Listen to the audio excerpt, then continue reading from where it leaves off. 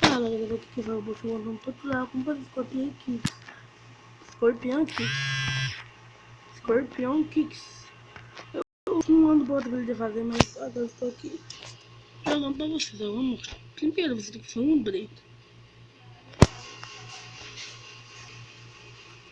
É muito fácil você fazer um breito. Você vai jogar o soro desse pro lado, ó, e fazer um breito. Sim, isso aí já é 50% do Scorpion Kicks. O último porcento você vai dar um breito e vai te chutar. Não é assim, precisa igual. Você não tem que perder chutar. Você tem que apertar na tela do seu celular ou no seu tablet. Assim, você faz a lombreta, vai na tela do seu tablet que ele faz os Scorpion Kicks. Você pode fazer até gol de cruzamento, mas eu só fiz um gol de cruzamento. Scorpion Kicks, claro, só um gol de cruzamento. Vou mostrar dois pra vocês aqui, eu acho. Vou mostrar dois gols de Scorpion Kicks. Quando eu vi dois aqui depois.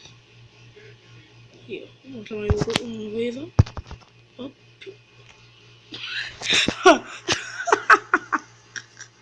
Não, vamos ver o replay, pessoal. Vamos ver o replay do James Rodrigues furando o Scorpion Kick.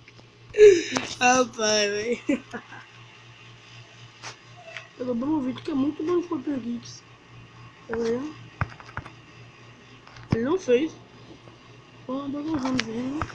Vamos aqui no Scorpion Kick, mas esse aqui não fura, não. Vamos um passinho e vamos fazer o gol, né? Porque se não, não. Ainda liga, ele tá fazendo esse Scorpion Kick, né? Gol. Sim, aí vamos lá pra parte aprendizagem. Fala aí, gente. Eu fiz esse gol de Scorpion Kick com cruzamento, ó. Com azar. Os dois gols de Scorpion Kick foi com ele, ó. Pode ver, ó. Pá. Um gol. De novo, vamos lá. Pá. Pá. Scorpion Kicks.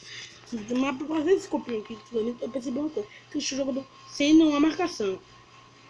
O lado na sozinho. E quando você pular fraco, não é na cabeça muito forte, fraco, você puxa na pra frente e aperta e chuta. Não precisa não apertar na tela, só chutar mesmo. Vamos lá. Scorpion Kicks, eu vou tudo de novo. O toquinho do Lewandowski. Ó, toquinho do Lewandowski, ó. E vamos lá, foi sem que eu fiz, ó. Ele veio pela velocidade do Eden. Aí eu fiz uma ombretinha lá dentro. Gol de Scorpion Kicks. Simples, gente, fazer Scorpion Kicks.